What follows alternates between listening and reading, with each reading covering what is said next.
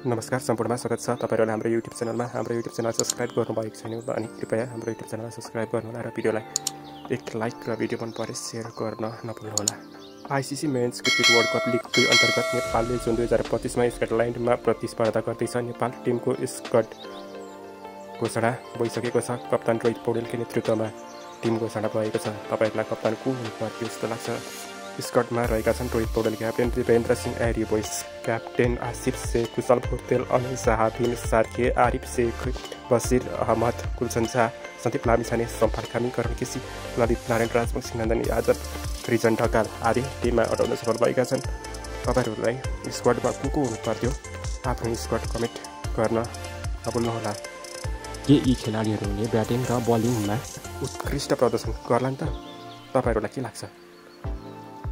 मेरो विचारमा केही खेलाडीहरू नयाँ अझै थप्नु पर्थ्यो र नयाँ खेलाडीलाई मौका दिनु पर्थ्यो जस्तो लाग्छ। लिग 2 पछि भने T20 खेलहरू हुनेछ र त्यसको लागि 3 खेलाडीहरू थपिएको छ।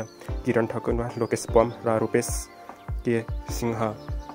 यी युवा खेलाडीहरूले T20 मा आक्रामक खेल्ने विश्वास राखेको छ क्यानले र नयाँ कोचले पनि यही राख्नु परेको होला। सायद केही चिज परिवर्तन गर्न आवश्यक थियो मेरो विचारमा भने, तर आश गरौँ उहाँहरूले राम्रो प्रदर्शन गर्नुहुन्छ र समर्थकको मन चाहिँ सफल हुनुहुन्छ। अन्त्यमा हाम्रो YouTube च्यानललाई सब्स्क्राइब गर्नुहोला, भिडियो मन परेमा एक लाइक र शेयर गर्न भन्नु नभुल्नुहोला। धन्यवाद।